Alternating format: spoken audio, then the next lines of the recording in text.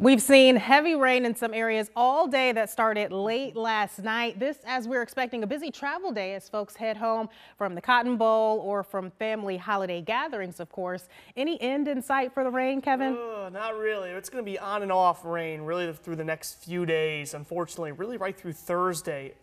That's going to set us up for a nice weekend, though, next weekend. So we'll have to get through a few more days as we go through really the next, let's say, today, tomorrow, some more rain as we go through Tuesday. So a soggy end to the year and an even soggier start to the year. Really 2019 feels so funny saying that, but right around the corner. Foggy out there right now, a little bit of drizzle. That's the story as we head on outside. 57 degrees downtown Columbia, and that comes with an east-northeast wind at about 3 miles per hour or so. So with calm winds, we're going to start to see that fog really increase through the night tonight into early tomorrow morning. You can see the visibility down to around 5 miles or so. It will continue to get worse as we go through the overnight hours. First alert radar, really not much going on, but some low-level moisture that's not being picked up by radar. So if you are going to be out driving, some spray on the roads too. So just maybe budget in a few extra minutes if you have somewhere to go. A few leftover showers in parts of Georgia. They're going to try and sneak in as we go through the evening, but I think we do stay mostly dry for the rest of the day today. However, overnight tonight, some more rain does move in, especially for early tomorrow morning. So we're going to time all that out for you coming up with the Futurecast. Of course, we're going to have that New Year's Eve forecast. And how about some 70s tomorrow and Tuesday? Yes, very warm for this time of the year. That's all coming up. Emily? Thanks, Kevin. New at 6, the Lexington Sheriff's Department are in the early stages of a death investigation that happened a little after 1 this afternoon in the 200 block of Meadowfield Road. Here's video of the scene from earlier today. According to deputies, there is no active or ongoing search related to this investigation. As we learn more information about this shooting, we'll update you both on air and online, as well as on our free WIS News app.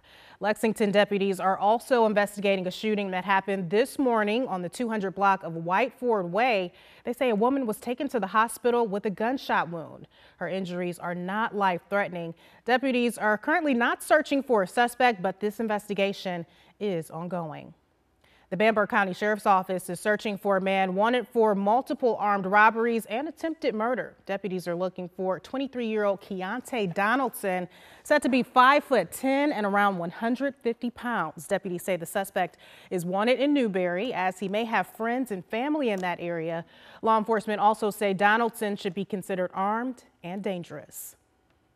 Tonight, we introduce you to a man who recently left for Nepal to climb Mount Everest. This is Tom Mulliken, a lover of the outdoors who says he's trying to achieve a new world record, the first human to have climbed the world's 7 great summits and scuba dive in all 5 of the Earth's oceans. Our Jenna Cisneros joins us live in the studio. Jenna, you had a chance to catch up with Mulliken before he left. Emily, I did, and he just left for Nepal this past Wednesday with his son, Tom Mulliken Jr. Now, both of them have been training long and hard ahead of this climb, and as you can see with some of these photos, this is definitely a passion of theirs. And Mulliken Sr., who recently retired from command of the South Carolina State Guard, has already scuba dived in all 5 of Earth's oceans and climbed 4 of the world's 7 great summits in quest for this record. Now, this week, he's about to climb Mount Everest, which, if successful, will be the 5th mountain he's climbed. And of course, this takes a lot of planning, and they say when you go on these mountains, there's really no do-overs. So as you can imagine, a lot of preparation goes into this. So from working out 5 days a week with various exercises geared to help with the climbs to planning logistics like day-to-day schedules, along with labeling every item that they're bringing on this trip. That way, nothing essential is forgotten. Live in the studio, Jenna Cisneros, WIS News 10. All right, thanks for that, Jenna. Again, you'll see that full story tonight on your news at 11. The partial shutdown of the federal government has now entered its 2nd week. Sources tell NBC News that the president would accept a compromise of $2.5 billion for a border wall, but Democrats have insisted building a new wall will not be happening. Senator Lindsey Graham spoke to reporters after a lunch with the president today, saying President Trump is not budging on border wall funding.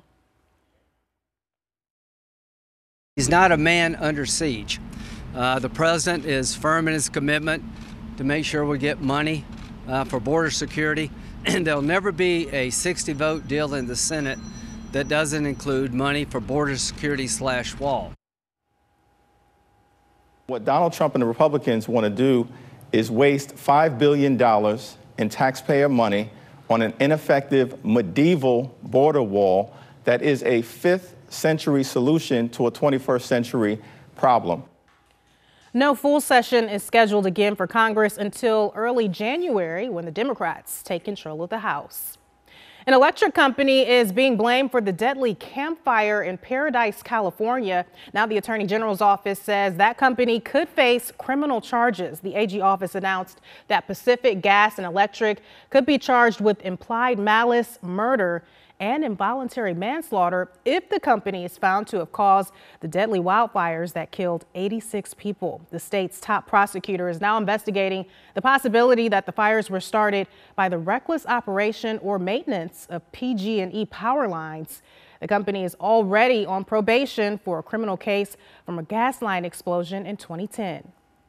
They really have to own up to them, or else it's going to be big trouble for PG&E. If we ask PG&E, tell us what your role was, and it'll take months and months to get to the bottom of it. As part of that probation, a judge has ruled that PG&E must admit to what role it played, if any, in starting the campfire as part of that probation, and they've got a deadline of New Year's Eve.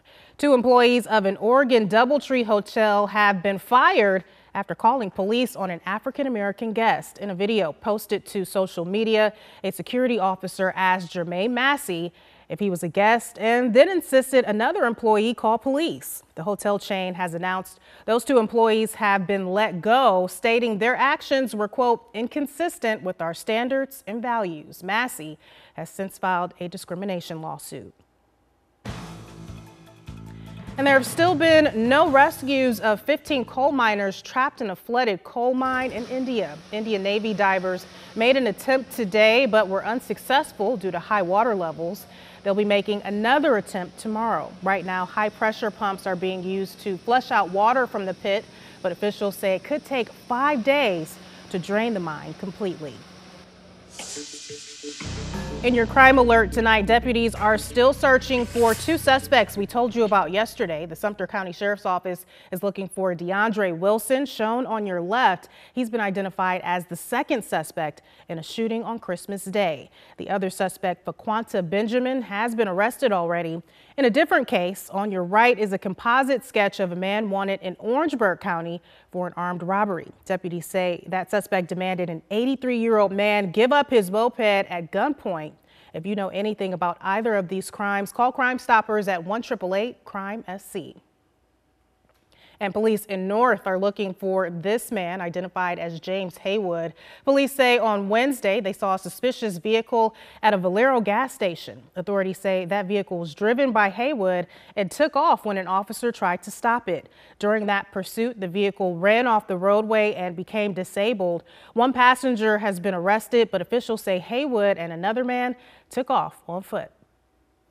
All right, temperatures right now are in the 50s. We're dry for now, but we have more rain on the way. And how about some temperatures in the 70s? Yes, we're going to talk about that coming up. First Alert, 7-day forecast. This morning, there was a successful test run of the New Year's Eve ball drop in New York City. The famous ball in Times Square features more than 32,000 LED lights and nearly 3,000 Waterford crystal triangles. Event organizers say they expect 1 million people in Times Square for the big event. They estimate 190 million Americans will watch on TV and over 1 billion across the globe. NBC's Lester Holt will be one of the people pushing the button for that ball drop tomorrow night. The Carolina Panthers finally get a win, and the Clemson Tigers are looking forward to playing for the national championship. Sports is next. Breaking news just in, Lexington County deputies have made an arrest in connection with the death investigation on Meadowfield Road that we told you about earlier this evening. 23-year-old Caitlin Busby has been arrested and is being held in the Lexington County Detention Center. Investigators will charge Busby with homicide by child abuse. A 5-month-old child, Kaiser Busby, has died. Busby is also expected to face drug-related charges when she appears in bond court Monday. And we're only 1 day away from the famously hot New Year celebration held in downtown Columbia. Food, music, and fireworks will be a part of the festivities. R&B group In Vogue is headlining this year's free concert. It's all happening right next to the South Carolina State House at the corner of Main and Gervais Streets. Plus, road closures began at 8 this morning. The 1200 block of Gervais Street between Main and Sumter Streets are now closed. More road closures begin tomorrow morning, so be sure to plan out your route to work. For more information on those road closures and transportation to the big party, just head to palmettoweekend.com. So lots of folks already in the planning mood. Many people already have their plans for the big day. Hopefully the weather holds up for us, Kevin. Yeah, you know, there's going to be a few showers around tomorrow night, so you're going to want to definitely have that umbrella handy. We're not talking about anything incredibly heavy, but certainly have the umbrella handy. As far as tonight, though, temperatures will be dropping down into the mid-50s, so very mild for this time of the year. The 70s will make it easier, I think, to deal with. Yeah, you said it's like September? Yeah, basically. And not around here. 90s. But much better than what we saw last year, that's for sure. We're back after the game.